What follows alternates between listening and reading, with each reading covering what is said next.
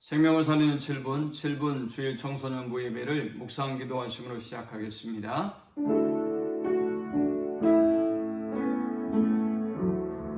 부활이요 산 소망이 되신 예수 그리스도를 찬양합니다. 고통 가운데 있는 이 나라와 민족과 인류를 긍휼히 여겨주셔서 부활의 소망이 사망의 권세를 깨뜨리시고 산 소망으로 저들을 일으켜 세워 주옵소서. 우리 모든 청소년부가 주님을 더욱더 신뢰하고 가까이 나아가며 또 주님의 일으켜 세우심을 경험할 수 있도록 주님 인도하여 주옵소서.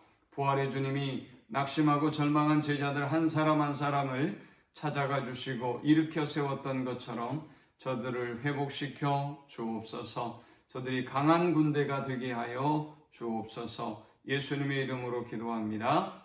아멘. 찬송가 165장 드리겠습니다. 주님께 영광 다시 사신 주 사망 권세 모두 이기시었네. 흰 옷 입은 천사 돌을 넘겼고 누우셨던 곳은 비어 있었네.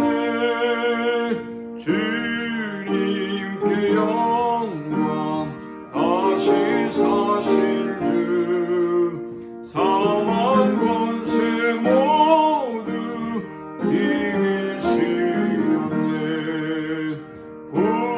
부활의 주님 나타나시사 두려움과 의심 물리치셨네. 주의 교회 기뻐 찬송하여라. 다시 사신 주님 죽음 이겼네. 주님께 영광 다시 사신 주 사망 권세 모두 이기시었네. 생명의 임금 영광의 주님 없는 삶은 못될 뿐이라. 주의 사랑으로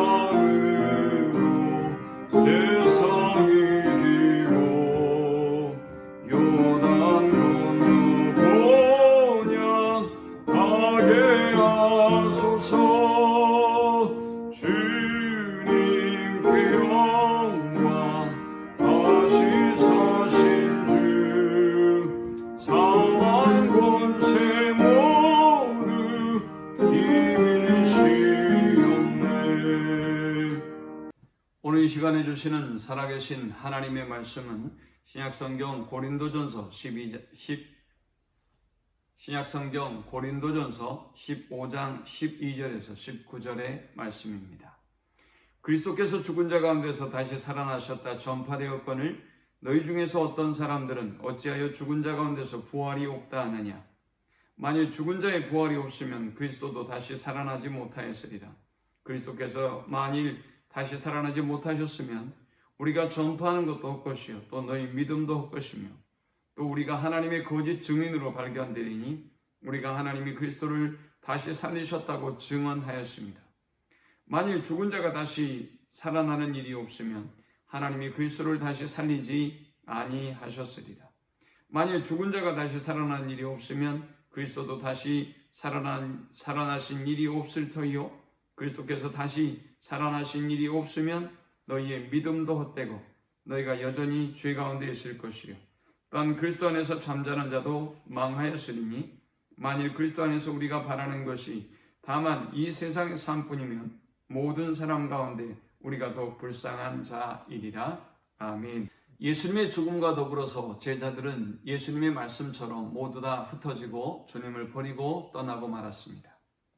그러나 예수님은 부인하는 제자들을 먼저 앞서서 갈릴리에 가서 기다리시겠다고 말씀하셨고, 그리고 갈릴리에서 다시 제자들을 회복시키시고, 또 두려움에 떨고 있는 제자들을 엠마오에서 만나시고 한 사람 한 사람을 만나시고 회복시켜 주셨습니다. 이번 부활절이 고난과 어려움 가운데 있는 우리 모든 성도들에게 주님이 찾아오심이, 또 주님과의 부활의 주님과의 만남이 여러분을 살리고 회복시키는 은혜가 함께 하시기를 축원합니다. 기독교는 부활의 종교입니다. 왜 그토록 기독교에서 부활을 소중하게 여기는 것일까요? 먼저 부활은 죄와 사망의 권세를 먼저 이 주님의 부활은 죄와 사망의 권세를 패한 사건이기 때문에 그렇습니다. 로마서 5장 12절에 보면 그러므로 한 사람으로 말미암아 죄가 세상에 들어오고 죄로 말미암아 사망이 들어왔나니 이와 같이 모든 사람이 죄를 지었으므로 사망이 모든 사람에게 이르렀느니라 라고 했습니다. 아담의 죄로 말미암아서 인류의 죄가 들어왔고, 그리고 이 죄로 말미암아 인류는 원죄를 가지게 되었고 하나님의 진노의 심판에 이르게 되었습니다. 그러나 예수 그리스도의 죽으심과 부활로 말미암아 이제 우리는 모든 죄로부터, 모든 죽음의 권세로부터 자유함을 얻게 된 것입니다. 누구든지 예수 그리스도의 십자가의 그 은혜와 보혈의 능력을 믿는 자에게 주님은 모든 죄를 사하시고 영원한 생명을 약속해 주셨습니다. 이 부활이 왜 또 그토록 중요한 것일까요? 예수 그리스도의 부활을 믿는 사람에게 구원을 얻는 은혜를 베풀어 주셨기 때문에 그렇습니다. 로마서 6장 23절은 죄의 싹은 사망이요 하나님의 은사는 그리스도 예수 우리 주 안에 있는 영생이니라 라고 말씀하셨습니다. 죄로 인하여 인간은 죽을 수밖에 없는 존재가 되었지만, 그러나 예수 그리스도께서 우리의 죄를 위하여 대신 죽으심으로 영원한 생명을 우리에게 주셨던 것입니다. 로마서 6장 23절은 말씀합니다. 죄의 삭은 사망이요 하나님의 은사는 그리스도 예수 우리 주 안에 있는 영생이니라.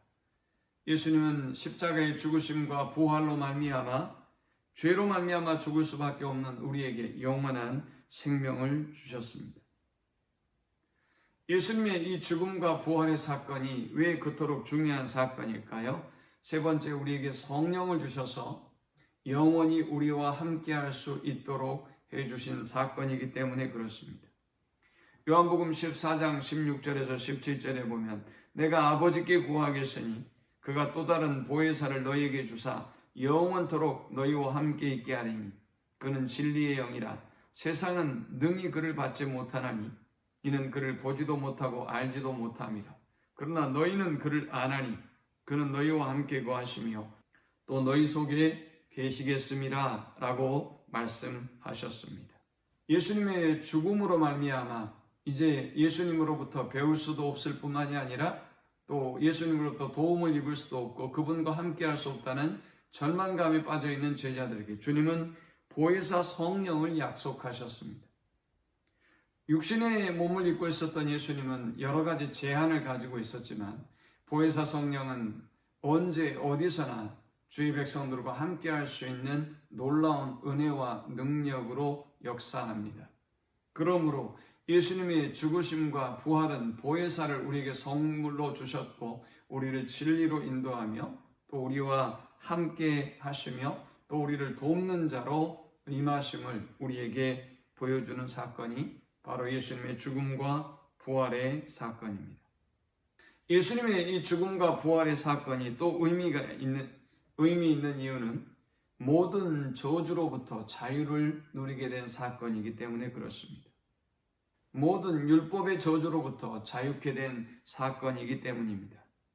갈라디아서 3장 13절에는 그리스도께서 우리를 위하여 저주를 받은 바 되사 율법의 저주에서 우리를 속량하셨으니 기록된 바 나무에 달린 자마다 저주 아래에 있는 자라 하였음이라 했습니다. 이제 예수 그리스도의 죽으심과 그의 부활로 말미암아서 율법의 정죄에 매여 있고 율법의 저주에 매여 있는 모든 인간들은 자유함을 누리게 되었습니다. 그러므로 예수 그리스도의 죽음과 부활은 인류에 있어서 그 어떤 일보다 또 인간의 역사에 있어서 그 어떤 일보다 소중한 일이라고 할 수 있는 것입니다. 오늘 본문의 죽음을 잠에 비유하고 있습니다. 모든 사람에게 있어서 가장 두렵고 무서운 것은 바로 죽음입니다. 그러나 부활신앙을 믿고 있는 사람들에게 인간의 죽음이란 잠에 지나지 않습니다. 아무리 피곤하고 고단하고 힘들어도 금세 눈을 붙이고 나면 새로운 아침이 열리는 것처럼 인간의 죽음이라고 하는 것이 예수 그리스도의 죽음과 부활로 말미암아 이제는 아무런 두려움이 없는 그런 대상이 된 것입니다. 이 부활의 소망이 모든 성도들과 함께하고 이 나라 민족 가운데 함께하고 코로나의 고통 가운데 있는 인류와 함께해서 부활의 주님과 더불어 산 소망을 누리는 우리 모두가 될 수 있기를 축원합니다. 하나님 감사합니다. 귀한 말씀을 통해서 은혜 받고 깨닫습니다. 우리의 산 소망이 되어주시고 구원이 되어주신 그리스도를 인격적으로 만나는 부활의 주님을 인격적으로 만나는 우리 모든 청소년부가 되도록 인도하여 주옵소서. 부활의 주님이 우리 청소년부의 모든 구성원들을 한 사람 한 사람 찾아가셔서 만나시고 회복시켜 주옵소서. 예수님의 이름으로 기도합니다. 아멘. 지금은 우리의 부활이요 생명이 되시는 예수 그리스도의 크신 은혜와 성부 하나님의 극진한 사랑과 성령의 인도 보호 교통 충만케 하심이 부활의 산 소망을 붙잡고 부활의 증인으로 살기를 소망하는 모든 성도들의 머리 위에 지금부터 영원토록 함께 있을지어다. 아멘.